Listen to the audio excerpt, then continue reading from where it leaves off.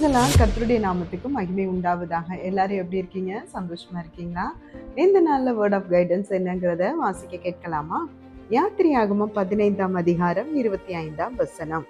கர்த்தர் மோசேக்கு ஒரு மரத்தை காண்பித்தார். அதை அவன் தண்ணீரில் போட்ட உடனே அது மதுரமான தண்ணீர் ஆயிற்று என்பதாக. ஆம் தேவ பிள்ளைகளே, வாழ்க்கையில பல அனுபவத்துக்கு கூட போயிட்டு இருக்கும்போது சில அனுபவம் ரொம்ப கசப்பா இருக்கும். அந்த கசப்பு யாருமே விரும்புறது இல்லை.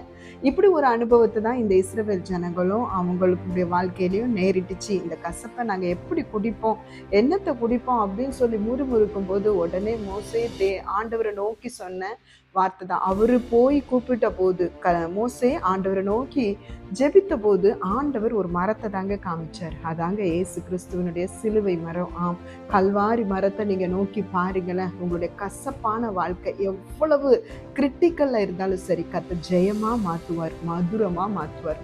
டேஸ்டா இல்லாத உங்க வாழ்க்கையை டேஸ்டாக்க ஆண்டவரால் மட்டும்தான் முடியும். சிலுவையில நீங்க நோக்கி பாருங்க, கர்த்தர் உங்களை ஆசீர்வதிப்பார். God bless you.